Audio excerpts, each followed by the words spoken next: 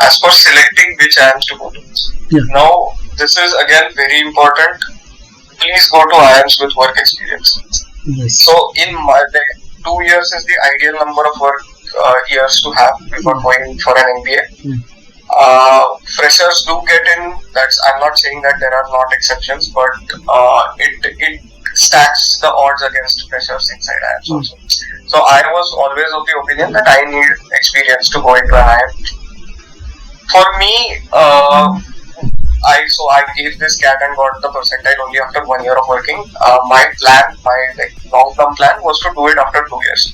So for me at this point also it was somewhat similar to 4th year. Okay, let us see what happens after going into it. Hello everyone and welcome to another insightful video of GIBS. Today we are honored to have Advait with us, a distinguished guest from IIM Calcutta, who have achieved a remarkable feat by securing an astonishing 99.85 percentile in CAT. Advait's journey is not only inspiring but also holds a valuable lesson for all the CAT experienced out there. Today we have privileged to dwell deep into his experience, challenges and strategy that led to his outstanding success. So join in extending a warm welcome Advait as he shares his remarkable journey with us. Advait, we are thrilled to have you here and we can't wait to hear about your incredible journey and achievement and the path that led you to it. And with that, please introduce yourself and tell us about your educational background and a little bit of your family background as well. So I am originally from Pune and my family is a fairly middle class family. My father is a mechanical engineer. My mother is a social service worker, so she takes up government programs for underprivileged teaching and a lot of other social work. She travels across India for this. So from the beginning, right from my schooling, it was you have to become an engineer. So I went through the entire JEE foundation process, right from the 8th standard right to 12th standard. So that's basically majority of the people out there, and I went through the same. So the focus never was usually on boards. It was always go for the JEE class, do well in the tests, etc. So 10th standard, and throughout I have always been in Maharashtra State Board. I have never been in CBSE anytime. In 10th standard I got 91.6%, and again nobody really cared about that at that point of time. It was again JEE. So it never was my parents were always like, just make sure that you pass, get enough percentage that no college eliminates you. But it never was a center point of focus as such. Same went for 12th. It was especially with the exams very close. So literally everybody was telling me, don't care about boards, just make sure you pass, get over 75%, etc. But there I got 87.4 percentage. It's usually difficult to score in 12th boards, especially in state board. Because state board have a different kind of English syllabus. Their checking methods are different. So it's not really comparable with CBSE or ICSE anyway. So after that, JEE mains advanced. For me, it was not a great performance on my end. I did not get any, government college as such. I gave the BITSAT. I got a good score. I went to BITSCO after that. And I never wanted to do computer science. I am not a person who can sit at a desk for full time. So that I knew about myself. I did not even put computer science in my preference. I did not want it. So I got BITSCO mechanical engineering. I was pretty happy. It fit my family background and everything. So I was pretty happy with that. And so the 4 years at BITSCO, they were very fun. I explored everything. Here my CGPA, undergraduate CGPA is 8.56 at the end of February. And here I decided to do as much extracurricular work as possible. So I did almost everything, international competitions came onto my profile there. I got a research paper. There were other things like design challenges, lot of exposure otherwise. So that the BITS 4 years at BITS really shaped my profile to what it is today. And that was a very crucial time. So a lot of extracurricular, but because this does come into play later during the interviews and etc. That once you graduate and get into a job, you don't have really time for extracurricular activities. So making sure that portion of your profile is strong is best achieved in college. So I believe that was a big advantage that BITS gave. After BITS, I joined ExxonMobil as a mechanical engineer. There I was in the project management function. Here also, again, a lot of international exposure because all of the projects, there is no oil in India. All of the projects are in South America and United States, etc. So we had to work with all of the managers. All of the managers were in the United States, and we had to work the afternoon shift, fitting onto the US time, etc. So that was pretty good exposure as well. You get to know how others work, what corporate culture really is. It's not like a entry-level job where you don't interact at all. I had to interact with almost all the 150 people on my floor plus whatever my managers were in the US. So it was a very interactive kind of job that taught me a lot. Honestly, the career path at ExxonMobil was pretty good. Like all my friends there are doing very, very well. Yeah. So it was not like there was no future there or anything of that sort. It was pretty good. But I decided to do an MBA after that because I did not want to get stuck in the oil and gas field. Because once you are in the oil and gas field and you spend 3 or 4 years there, you become an oil and gas man. Yes. You cannot diversify after that. Your switching options reduce, etc. So that is the main purpose that I wanted to diversify before experience an MBA, and then finally decide what I wanted to stick to and go ahead with. So that was a brief journey. I gave the CAT once in my 4th year, and at that time it was very casually given. I did not prepare. Basically, I did not prepare. I just went in thinking, okay, let us see what the CAT exam is like. Kya hota hai, dekhte hain. So I went in with that attitude. I did not get a great percentile there, and it was somewhere around 98. So almost like no calls. I got no calls based on that. And because I did not have any work experience to show for it, I basically had nothing. So no calls. After that, in the first year of my job, I realized that all this that I do have to do an MBA if I don't want to get stuck here. So I did prepare well, and so after that CAT, I got the 99.85 percentile, and then I got calls from Lucknow, Kozhikode, Indore, and Calcutta. So, see, you have already have workers of 11 months, and now what happens that, as you rightly mentioned, that if you are in oil and gas field and you work for more than 2, 3, 4 years, so you become specifically attached to that group of people. So if you want to diversify, that's very good. And tell us about when did you started your preparation for 2022 2023, right?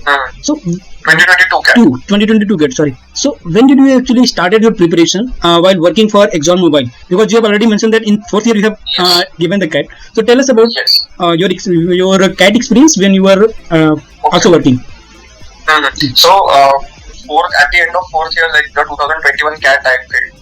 After that, I joined the time classes. In the start around March of 2022, and after that, like I started attending the classes, but I found that the classes themselves were not very useful. Frankly, it was not a great experience in the late classes. It was online basically, but and they were liked, but I did not like them very much. However, I did get their material by subscribing to their classes, which was very useful. So the way I started was I started properly preparing around April or May of 2022, and so I'll walk you through the entire process of my preparation. To start with, let's talk about quant for now. So I used to basically make a cheat sheet, in the sense one foolscap paper full of all the formulas and all the tips and tricks to solve the problems. After that, that came from Arun Sharma and the time materials, the theory part, and then after that I used to solve around 50 problems every day. For that chapter, 50 problems, then next chapter. So that was one iteration of preparation. After that, I started giving the mock tests very, very slowly, like around 1 per week. And what I used to do was, I gave the test, I saw where the mistakes were. I found out like, okay, this is the type of problems that I'm consistently making mistakes. So I used to go back to that chapter, do the second iteration of that. So like next level of difficulty, from a different book, watching some YouTube videos and all that. So after that, it was specific focused preparation based on the results of my mock tests. So this phase continued for another 2 months. So somewhere around August, till end of August, I used to do this. September and October and half of November was much more number of tests. So the number of tests went up to around 2 to 3 per week, and with a similar process. Like after each test, this is very important. Like after you give a test, you can't just say, okay, this is a good score or this is a bad score. You have to go to see where you have messed up, or is there any pattern in that. If there is no pattern in that, that is also fine. Like if you are finding out, okay, I made a silly mistake here, I made a silly mistake here, next time you won't do it. That there is no way to improve that by practice. If you find that, okay, this speed time sums are the ones where I'm messing up, then you have to go back to the chapter, spend 2-3 hours on that, and then proceed. So that goes for quant. For DILR, it was, there is no cheat sheet for DILR, as there are no formulas in DILR. So you just have to keep practicing. You just need as many new different types of problems as much as possible. So games and tournaments is a very crucial part, because some variation or the other of it does always come in the CAT exam. So you just focus on the main few topics, and the rest is pretty much practice. Like, and then the variety, as broad of a variety of the problems that you solve, the more advantage you have. And for English, this is a little bit difficult to explain because I never really prepared for English. I have always had a habit of reading. So I just did the only source of practice for that was the mock tests. There was no other solving test. Yeah, this is the basics. As for starting, you asked about how I managed during work. Yeah. Specifically, right? So my work, like I joined my company in July of 2022. Till then, I was pretty much free, so I used up a lot of time with that. Once I started my job, I did an afternoon shift. So my shift was from 1:30 p.m. to 10:30 p.m. Okay. So what I used to do was spend the morning analyzing last day's question paper, and at night I used to solve the paper, and next day again, review and solve the problem. Yeah. So this was a general, routine that I followed for this. Yeah. I mean, you have to find out the time. You have to, somehow manage to extract the time from here and there. Yeah. That is the most difficult thing, honestly. There are two parts. One is you're so busy in your work because you have to perform there, because clearing the CAT is not a guarantee. Yeah. So you have to focus there also. And there is also the motivation part, like you're earning money, you're living, first time independently, and now you're preparing to go back to school. So that sort of motivation, you need to have a clear sense of purpose, like why am I going to an IIM, or why do I want to do an IIM? That is something you need to keep close to your heart and keep repeating to yourself while you're doing this. Yeah, that's good. And now tell us about, if somebody wants to know that is it better to leave a job or prepare with the job? What are the disadvantages and advantages of the both sides?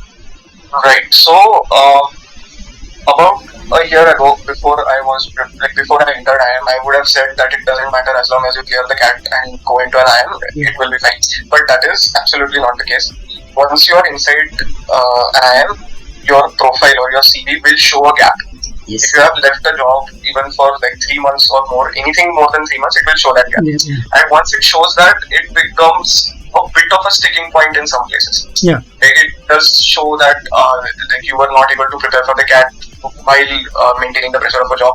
And there are some companies giving placements that look at that. Like, there is a gap, why is there a gap?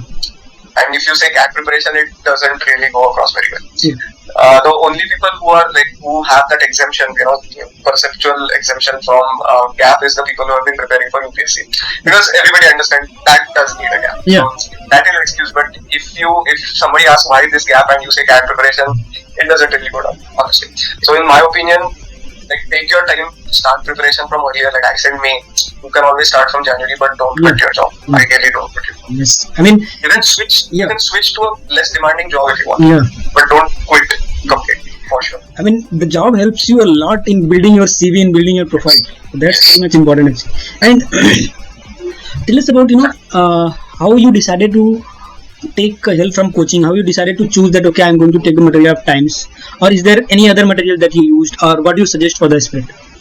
Yeah, so I have tried 3 materials: IMS, Career Launcher, and Time. So I did this in my 4th year. Like, this was something I did during my first CAT, and there I found out that the time tests are much more difficult than the other 2. In terms of difficulty level, if you can get even a 98th percentile in a time test, you are guaranteed to cross 99 in your final CAT. So that is something I like, that difficulty level. So that is why I chose time the second time also. And I see this pattern, like IMS tests are usually slightly less difficult than the time test. And at least for me that works. Like, some people may have a confidence issue because time tests are too difficult, they are not able to score. But I never had that problem, so I wanted more and more difficult problems to solve. So I went for the time test. They were pretty accurate as with respect to the final paper as well. Like, the sums were also pretty similar. So overall, I mean, if I have to make a statement, time material is the best of all of them. And now you have prepared for CAT, you got your result, you got a 99.85 percentile, you are very happy now. And now the journey of interview comes, the deciding factor to go into which IIM you are going. So tell us about how you started your preparation for interview, and is there any coaching institutes, or is there any strategy that you applied to prepare yourself? Okay, so I'll start from the beginning of your entire question. As for selecting which IIMs to go to, now this is again very important. Please go to IIMs with work experience. Yes. So in my 2 years is the ideal number of work years to have before going for an MBA. Freshers do get in. I'm not saying that there are not exceptions, but it stacks the odds against freshers inside IIMs also. So I was always of the opinion that I need experience to go into an IIM. For me, I gave this CAT and got the percentile only after 1 year of working. My long-term plan was to do it after 2 years. So for me at this point also it was somewhat similar to 4th year. Okay, let us see what happens after going into it. Because I always thought 2 years minimum I need work experience before going into it. So I started working on this and I only applied after the CAT result to ABC and Lucknow, Kozhikode and Indore. Because again, I was like, if I don't get it, that's fine. I still have 2 more years to try, like whatever happens. So after that, I got calls from. I did not get calls from Ahmedabad and Bangalore. The percentile was obviously not high enough, and I did not have any work experience because 11 months does not count. That becomes an issue. So on paper, my experience is 0. Yeah. No points for me. So I did not get a call from. There's no calls from Ahmedabad, Bangalore or anything. I got Calcutta, Lucknow, and Indore calls. So for preparing for interviews, like I got a very small time. So 27 January was the Lucknow interview. I got the result somewhere last week of December. So I had about less than 30 days to prepare for the interview. I joined a personal trainer. It's called Quine Academy. My purpose for this was only giving mock practice interviews. What I did after that was I divided the whole personal interview into 4 parts. So one is CV based, like whatever you have on it, whatever you have done up to that point, they may ask questions on that. Second is HR based. By HR based, you mean why do you want to do an MBA? Why IIM X? Why do you want to leave your job? Etc. etc. Why do you even become an engineer? All of this sort of thing is the second part, HR based. Third is work experience based. So I was in oil and gas industry, so I had to know everything about my company. Everything about whatever I've done. So, the deep tech basically. Like, I knew how oil wells are drilled. I knew everything about everything before going into the interview. Because I knew that any question might come on this work experience or any other projects that I've done. So this is the technical deep tech third part. And the fourth part is general knowledge. Have you read yesterday's newspaper? What is your opinion on this reservation? That, all of that. So these are the 4 main buckets that I divided the interview part in. I made 4 notebooks. I filled all 4 notebooks. And so it was just research, reading on the internet, etc., everything. And so after this, I did a couple of, I was not able to do a lot of mocks for my Lucknow interview, but I was able to get in enough mocks for the other 2 interviews that I had. So this was a preparation journey for the interviews. And how IIM Calcutta interview was different from IIM Lucknow and Indore interview? Okay, so the Lucknow interview lasted 7 minutes exactly. It was a very high stress interview. They were screaming at me right from the beginning, and they asked me absolutely random questions. They asked me what does the CAT score is normalized, right? It is standardized across the 3 slots. So they asked me what is normalization, how do you normalize the score, why do you normalize the score. They started with that, ended with does your boss know that you are giving a IIM interview. I said no, so why not, how can you not tell him. It went haywire and it was a proper stress interview. I did not get selected. I was waitlisted by Lucknow in the end. So clearly I'm not very good at those. After that I got the Calcutta interview. This was very different because this was very much chill. It lasted around 45 to 50 minutes almost. And they were just chatting. They were very relaxed. They were absolutely in the mood for chatting with me. They started with what is your favorite book, what is the book you hate most. For that I said 50 Shades of Grey, and that went into a very different line of conversation over there. And I had fun in that interview. I knew why that interview had went well. We had discussed absolutely so many topics under the sun, and even if I did not get a question there, I was at ease because it was a conversation. Even if I didn't get a question, I found it easier to just say that I don't know. And so it was a really fun interview. I still am in contact with the professors that took my interview. And I think mine was the longest one that lasted in that entire panel. So that was a lot of fun. Moving to Indore, these guys were very academic focused. The third bucket that I had mentioned, technical details, So I had to solve. They literally asked me to derive a mechanical engineering formula that I had not touched for 2 years. So I just said, dude, I can't do this.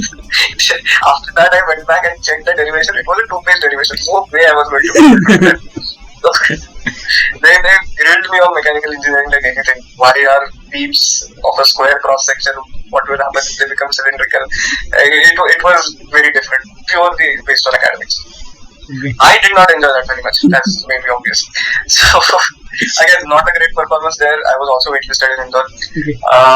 After that, I got Calcutta first list only. Like there was no waitlist there. I knew that interview had gone well, and it had actually gone well. So yeah, and Calcutta first list, and after that there was no question. I decided to try. Yeah. So I mean, congratulations to you that you are in now IIM Calcutta. And now tell us about your experience at IIM Calcutta. This was the experience before IIM Calcutta. Now tell us the experience of after joining IIM Calcutta and dividing into 2 parts. The first 3 months and after the next 6 months. Okay. So first 3 months, or actually I should say first 4 to 5 months. Because that is when the summer internship ends. Ends around 4 months. 4 months. 4 months. So first of all, you go in, you get insane imposter syndrome. Like everybody here is so cool.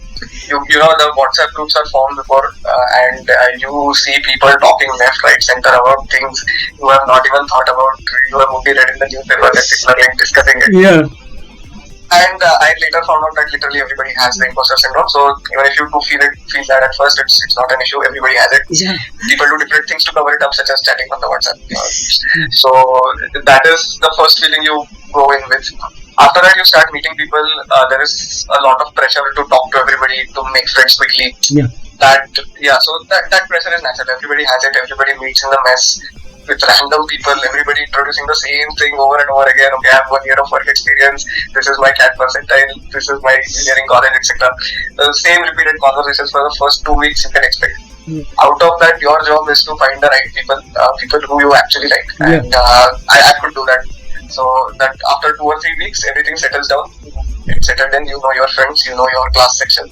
Start attending classes and everything. And it's pretty rigorous. So most of the people out there have been through a semester system. In the sense, full 6 months to cover a particular course. But here you get started with 3 months and you understand how cramped that can be. And like midterms usually, like midterms and interms are the format that is followed here. Yeah. So they all keep coming. Like midterms, quizzes, interms, it happens very fast. And so this is the academics part. Other than this, you start getting the pressure of summer internships. Everybody starts hyping up some firms. Everybody wants to go into consulting. Everybody basically goes mad with everything, making those CVs and everything. That is very hectic. That is one tip that I would have for everybody, is that if you have a confirmation from any IIM for that matter, start thinking about making your final CV, like one. You can just start thinking at the back of your mind. If you have that clarity, it will be very helpful in the later stages. So through all this, like handling academics, everybody keeps telling you to do basically everything. You have to keep up the CGPA. You have to start your preparation for summer internships. Why are you not playing sport? Why are you not going out with people? It is basically all pressure from all sides, and you have to pick which one to respond to and which ones to give up. Like for example, I did play sports before, but in IIM I decided that okay, this part of it I'm going to give up for the rest of the things. So I decided to focus on the academics and whatever projects and all of that, basically career related stuff that I could. So that was my decision. People take different decisions, and that is perfectly fine. That's not something I am glad that I did right and everybody else did wrong. It's something. So based on that, again, the first 3 months went by pretty quickly. It was all training and all. Once the second trimester started, it was all the applications opening up for the summer internships, and all of that brought in a lot of different kinds of stress. Some people were getting all the shortlists, some people were getting no shortlists, and the atmosphere becomes pretty suffocating after some point of time. You just want to get it over with, and at that point it seems that summer internship is like everything that you have worked for, but immediately after the summer internship you realize it's a 2 month kind of thing. It doesn't really matter. You realize that only after the summer internship. Still then it's a matter of life and death, and that's fine. That is how it should be.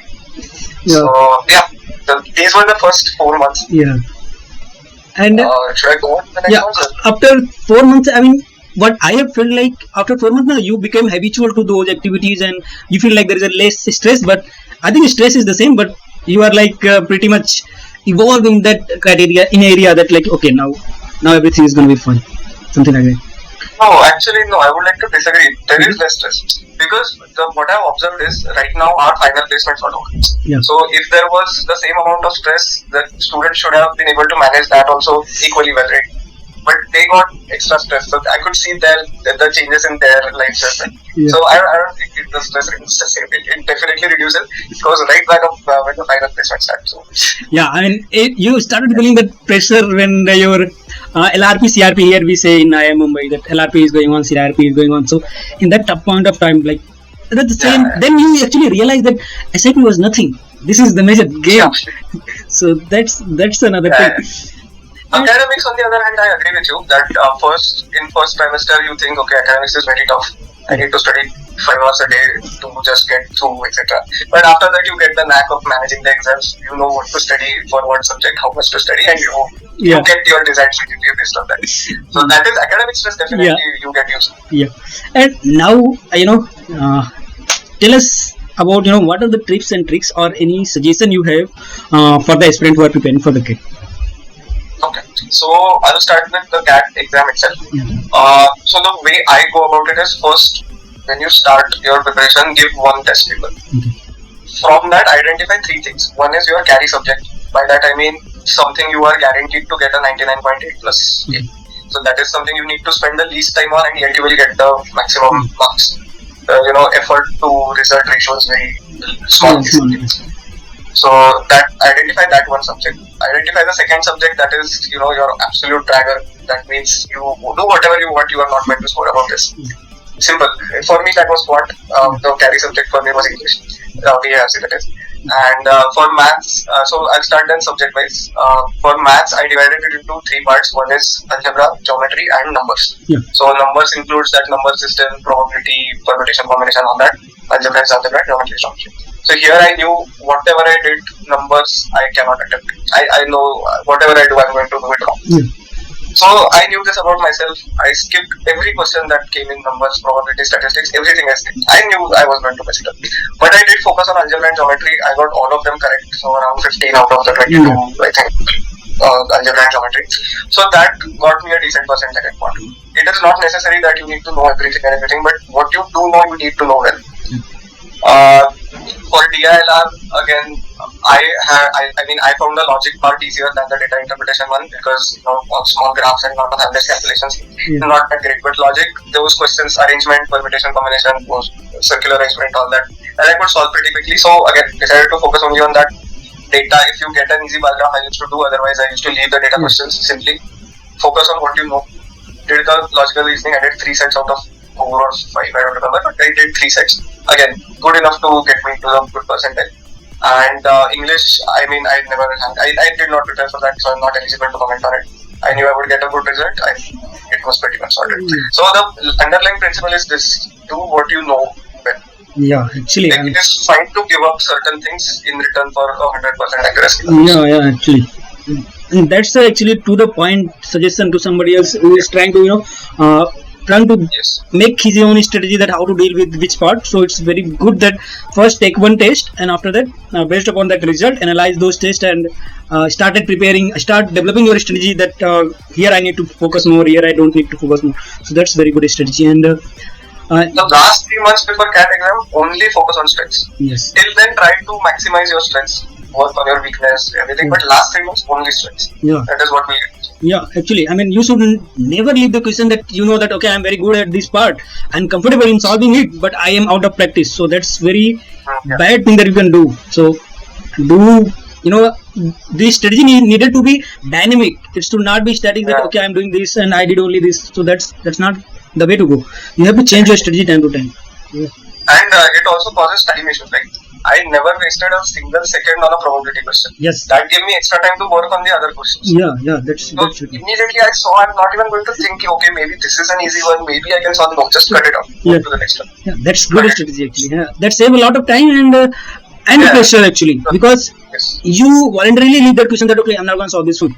So that's very nice strategy to go about solving any question that you don't want. Just leave it and don't even read about this. Just see that okay, this is probability. I am not able to solve it because I haven't done anything. So leave that for. Exactly. And the thing is, even if I did try that, I would make some silly mistake and mess it up. I knew that. So just read the first line. Okay, this is a probability question. Next question. Yeah, that's good. So and that works for me. May not work for everybody, but at least I know that. Yeah, and that's a good way to go about it actually. And you have shared a lot of insights actually regarding IIM Calcutta interview, IIM Lucknow as well, and Indore. And you have also given us a lot of tricks and tips to us to how to choose your strong subjects, how to work on your strength, how to identify your weakness. And I am pretty sure that this video is going to help a lot of aspirant out there. So I thank you, Advait, for joining us on GIBS. And you can, if you want to say any feedback to us, you can say that. No particular feedback. I want to add a tip for the interview. So I mentioned that I prepared 4 notebooks, right? 4 full-scale, 100-page notebooks, 200 pages. Let me also share this. Not a single question in any interview was from any of my languages. The reason you need to prepare all of that is a hygiene check. Yeah. So if the point is, if they ask from any of these 4 buckets, you should be able to answer. Yes. But they will never ask. They know the basics, that you also know the basics. They will never ask it. But if by chance they do and you cannot answer, that gives a very bad impression. Yes. So this 4 buckets and preparing them is like the basic. You'll never get a question from any of those 4 notebooks. I can guarantee that. Yeah. So that is one major tip about the interview. Yeah. It just gives you the confidence that at least you know where you are, what you are. Maybe advanced questions you can always answer smartly there.